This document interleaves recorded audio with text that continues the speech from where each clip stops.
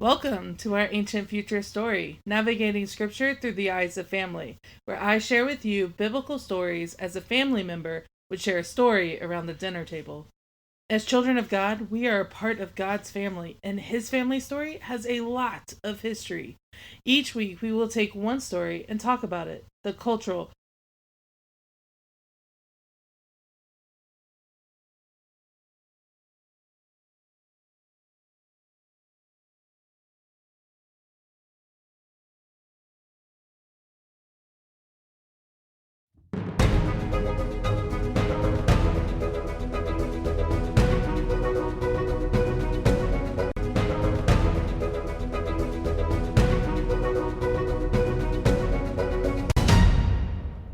Welcome back to our Ancient Future Story. I'm Vic, and I am so excited to continue our story of Ruth together. Today we will meet their family redeemer Boaz, and we will see his unwavering kindness changed everything for Ruth and Naomi. They were in an impossible situation, widowed with no hope, but Boaz extends kindness to them and brings them into his family. Now, this is only the beginning of their relationship, but it sets up the rest of the story. So grab your cup of coffee or something to drink and get ready to hear part 2 of the story of Ruth.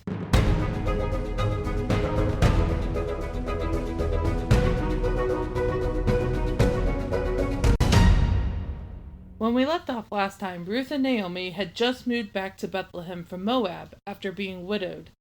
Naomi had tried to get Ruth to go back to her family's home, but Ruth refused and made the journey with Naomi instead. But as we get into this part of the story, it is important to note that widows during this time were heavily dependent on the community for absolutely everything, but especially dependent on others for essentials like shelter, water, food. Luckily, God had given instructions in the Torah of how to provide for widows living among them. The widows were welcome to go out into the fields and follow the workers and glean whatever food falls on the ground. Historical fun fact: gleaning was known as the practice in ancient Israel for a way of society to care for those who were outcast, the widowed, orphaned, poor, etc. So it wasn't weird to see foreigners or widows in the fields. So Ruth went to the fields and began working. She followed the workers of the fields and happened upon the land of Boaz. Now, you may be wondering, where is Naomi in all of this? Why is Ruth the only one having to do all the work in the hot sun? And it's a good question. We have to remember that Naomi is really old, and it is perhaps physically unable to bend over and pick up barley off the ground all day.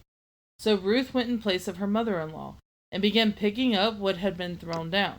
After she had been in the fields for most of the day, Boaz comes out to the field to check on his men and to count the day's lot, when he sees a woman from afar.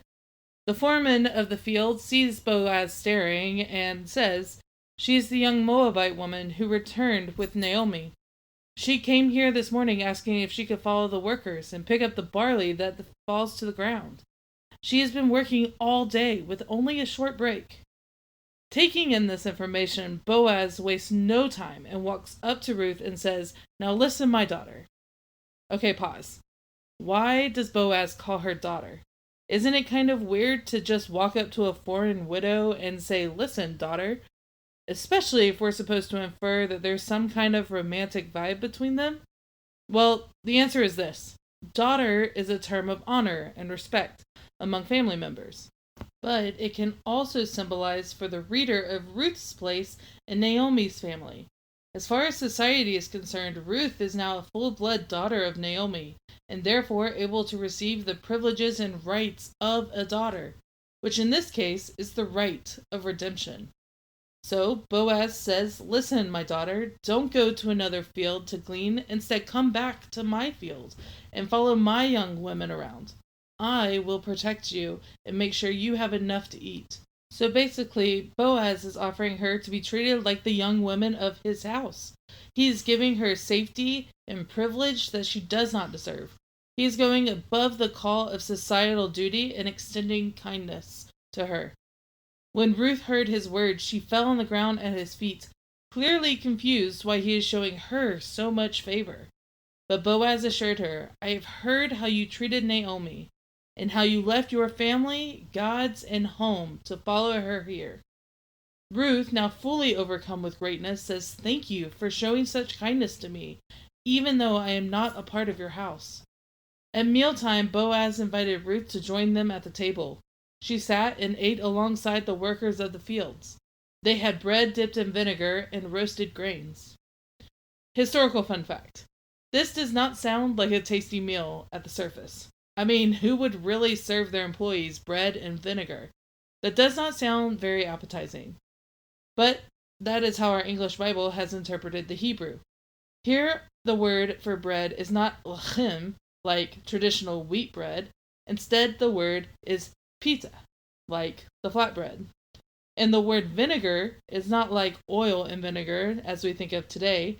Instead, it is the word to indicate a type of sauce, like hummus.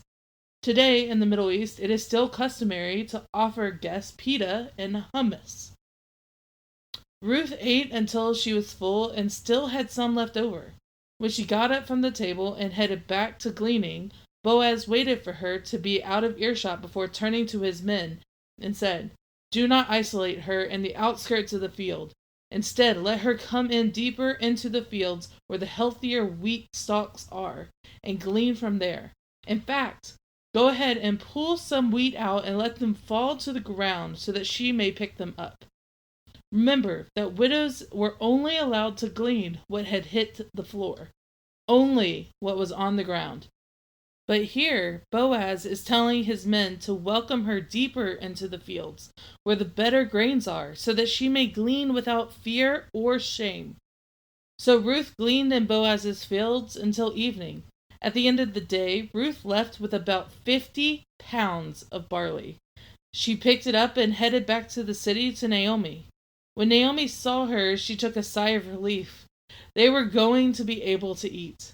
As Ruth entered the house, Naomi gestured toward the bundle of barley in Ruth's hands, asking, Whose field did you glean from today? And can you go back tomorrow? Ruth then shared with her mother-in-law all about Boaz and his kindness. At the mention of his name, Naomi was overjoyed, interrupting, I can't believe it! Yahweh has shown us grace because Boaz is one of our family redeemers. What luck that you ended up in his fields. Tell me everything. So Ruth continues to tell Naomi all about Boaz and his invitation to follow the young women of his house as they glean in the fields. Again, Naomi takes a sigh of relief, for she knows that Ruth will be safe with them and not to have to face the danger and shame and hostility from another farm. So until the end of the barley harvest and the wheat harvest, Ruth followed Boaz's women in the fields, and she lived with her mother-in-law, Naomi.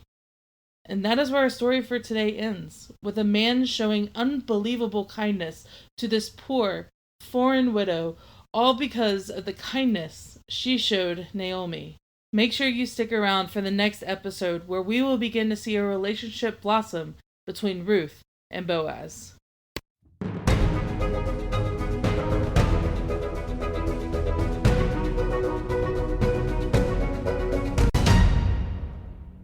Our story takes place in Boaz's fields. His field is known to be east of the town now called Bet-Sehor, or House of the Night Watch, or House of Watchfulness. It is interesting to note that the fields of Boaz is in the same location as the shepherd's fields, the one where the angel appeared to the shepherds in and announced that the birth of Christ has happened. This makes sense because after the harvest, shepherds would often bring their sheep into the fields to graze. This would feed the sheep as well as prepare the fields for the next harvest season. So in the same field where Boaz and Ruth first met, 1,000 years later, the angel would announce the king of their own line was born in Bethlehem, just 2 miles away. Which is so cool. If you grew up in church, you probably have heard this story a few times, or at least parts of the story a few times. But I want to point out 4 main things that I think are interesting and help shape the context of the story. Number 1, gleaning. What is gleaning? Back in the book of the law, in Leviticus 19:9, tells us that Yahweh commanded his people not to harvest all the way around the corners of the fields, but leave them open for foreigners and widows among them. He also told them to permit the foreigner and widow to pick up grain that the workers had dropped. This was God's way of providing for the least of these in the community. Gleaning, therefore, is picking up the fallen sheaves of grain. So Ruth is partaking in this custom because she is both a foreigner and a widow. And Boaz is showing kindness to her, not because he followed the law, but because he went above and beyond the law. Which brings us to number 2, Boaz's kindness. Boaz's undeniable kindness is the theme throughout this book. Our English translate this by using the word kindness, but in Hebrew the word is hesed, which means the unwavering devotion of a superior to an inferior, especially when undeserved. Boaz is going above the call of duty to provide and is lavishing favor on Ruth. But he says he's doing this because of the kindness, or hesed, she showed Naomi. In saying this, Boaz is putting Ruth in the superior position. She did not have to follow Naomi. She could have gone home. But Boaz is saying, because of your hesed, because of your kindness, now I am showing you hesed. Ruth was not expecting any of this. She wasn't expecting to come across the field's owner in her quest to get enough food for her and Naomi to survive. She definitely wasn't expecting to run into Naomi's family redeemer, and she was not expecting the outpour of hesed Boaz was showing her. But she got all of it. She was widowed, a foreigner, on Boaz's land. He didn't have to help her, yet he did, and he showed her great respect. And this interaction sets up the next chapter where their relationship begins to form. Number 3, the family redeemer. We've talked a lot about the family redeemer, but I haven't yet given you a definition. In Hebrew, the word for family redeemer is goel, which comes from the word gael, meaning redemption. So a goel is the one who paid the price for deliverance. We have to look back at Leviticus to discover why this was necessary. The idea of redemption can be summed up by saying buying back. This goes for land as well as family members. This is not free deliverance. There is a cost to be paid, and the family redeemer, the goel, pays the price himself. So if a brother falls on hard times and loses his land, his brother, as the closest able family member, can buy it back for them, therefore redeeming the land and giving it to the rightful heir. This was intended to preserve the land distributed amongst the tribes by Joshua. But to redeem a family member was to preserve the family line. So if your brother dies, the closest relative, likely a brother or a cousin, would marry the deceased's wife and have children with her in order to preserve the name and legacy and family heritage of the one who died. This was put in place to A, preserve the legacy of the deceased, but B, because women who are widowed are unable to support themselves in this society because they needed a man to do anything.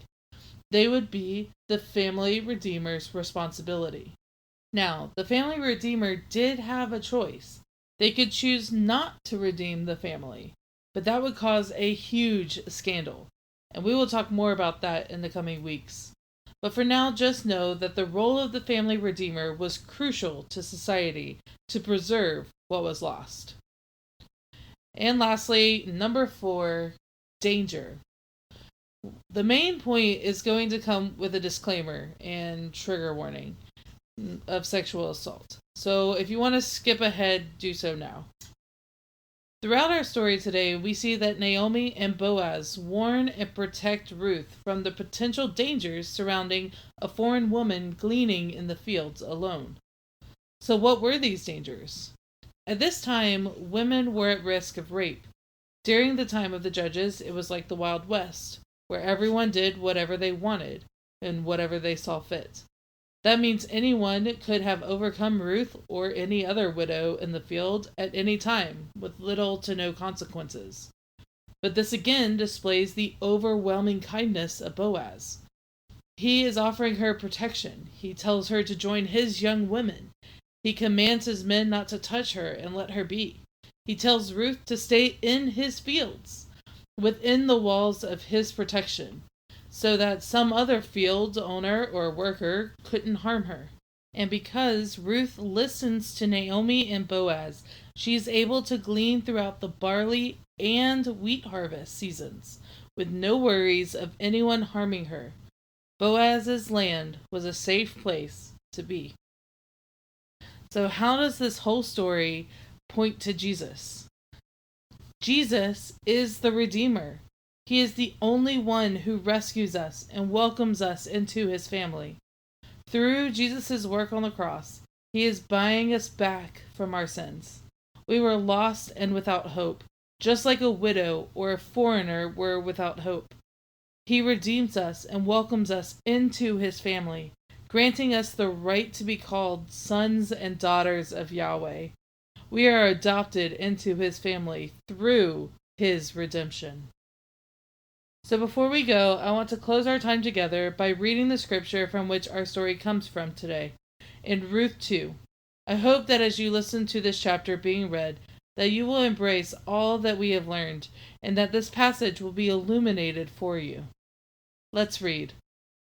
Now Naomi had a relative on her husband's side, a man of standing from the clan of Elimelek, whose name was Boaz. And Ruth the Moabite said to Naomi, "Let me go to the fields and pick up the leftover grain behind anyone whose eyes I had find favor." Naomi said to her, "Go ahead, my daughter." So she went out, entered the fields, and began to glean behind the harvesters. As it turned out, she was working in the field belonging to Boaz, who was from the clan of Elimelek. And then Boaz arrived from Bethlehem and greeted the harvesters. "The Lord be with you." "The Lord bless you," they answered. Boaz asked the overseer of his harvest, "Who's that young woman belong to?" The overseer replied, "She is the Moabite who came back from Moab with Naomi. She said to me, 'Please let me glean and gather among the sheaves behind the harvesters.'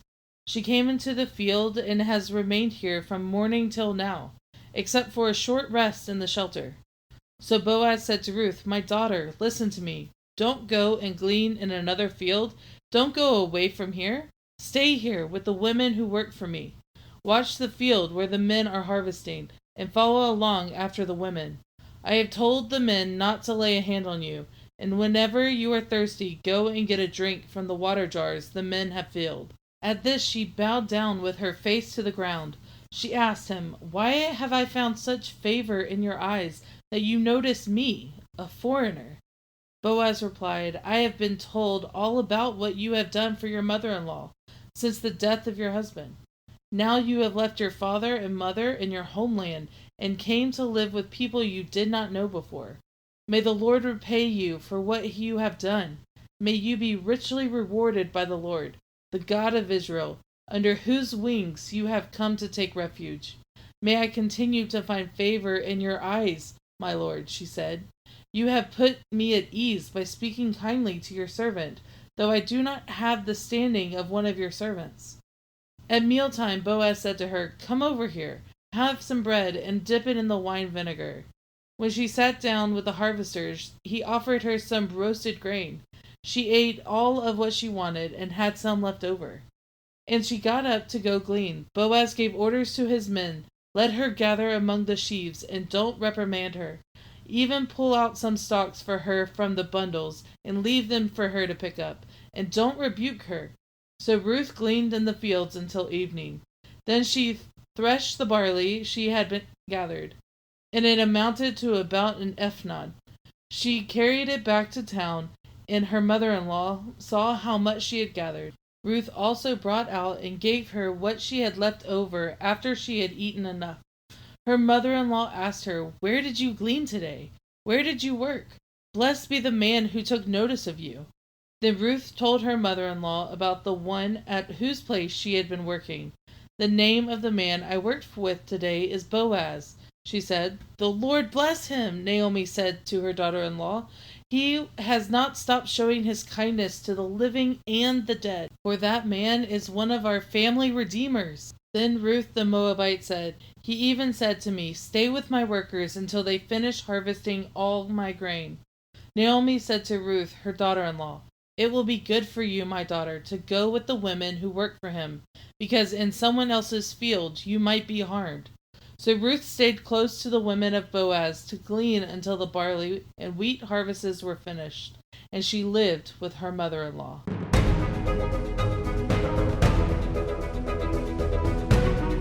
Thank you for listening to today's episode of our Ancient Future Story. I hope that you really enjoyed it. This episode was written and produced by Vic Harmon. Music is Embarking on an Adventure by Evan McDonald. Please support the show by subscribing and rating us. And be sure to follow us on Instagram and Facebook at Our Ancient Future Story. See you next time. Bye!